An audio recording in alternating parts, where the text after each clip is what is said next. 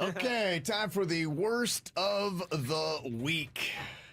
Gotta tell you, we did pretty good this week when it came to flubs and all that. We were off a day, too. Keep that in mind. That's true, yeah.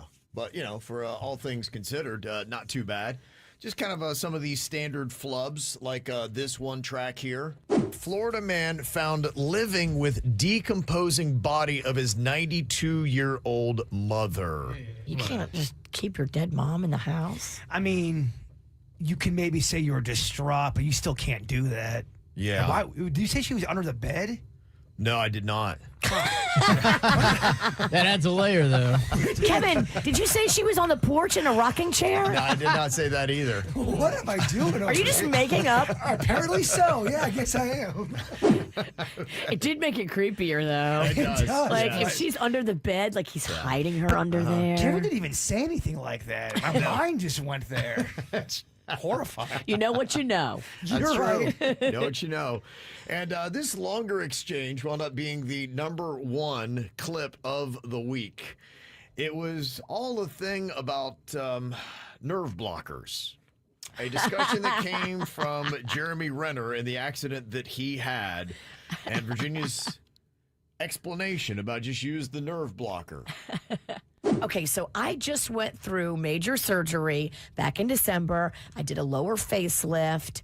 Many years ago, I had friends that did lower facelifts, and they all said how much the recovery hurt. But mine didn't, because there's new technology that's called nerve block. Do they not do nerve block in emergency surgery? I'm sure they do, but you're comparing a facelift that's a cosmetic procedure, compared to a snowmobile accident. I think it's a different kind of trauma. I just am so curious if we can get away from Oxycontin and instead give people these nerve blockers so that they don't become hooked on pain medicine like Jeremy Renner says he was. Joe said you can't nerve block broken bones and massive contusions. What do you have to say about that? Dr. Sinicki. I just hate Oxycontin. I guess that's what I'm saying. Okay. Well, then just say that. Trying to help you. You sound like a lunatic. I don't need your help. I like sounding like a lunatic. Suck it.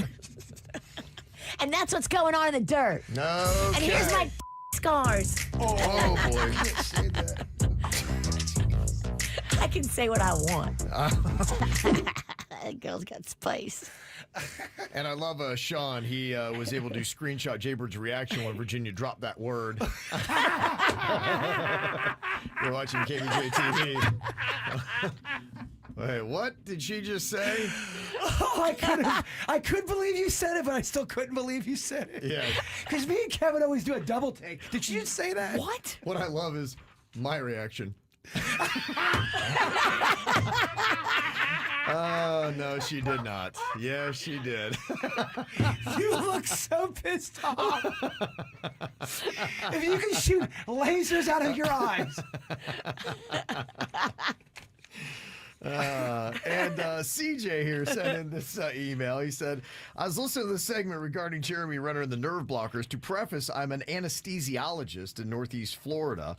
Nerve blocks have been around since the 1800s.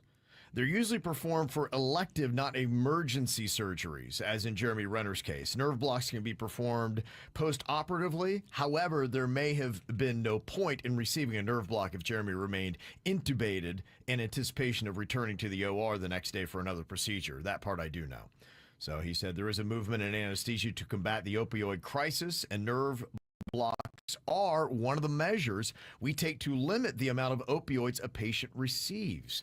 Unfortunately, though, nerve blocks last for several hours up to several days, depending upon the type of block received, and at that point, the patient is transitioned to an oral analgesic, which may include Oxycontin. So it sounds like they are aware of just how tough it is to kick that and how quickly you can become addicted. So they are trying other things. The kind of nerve block that I had was called Exparol.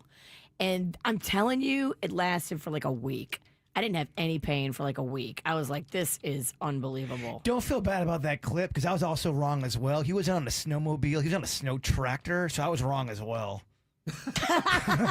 So we were both technically wrong in that clip. Okay, all right. So you can see why it landed I didn't even at number notice one. you're wrong because my wrong was so prominent, it completely overshadowed your wrong. And I can't say the word snowmobile. It's so tough. Mobile.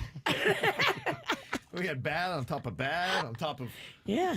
Welcome to KVJ. FCC violations. It was all there for you. So that's a strong one. This is how we do. It's the KBJ Show.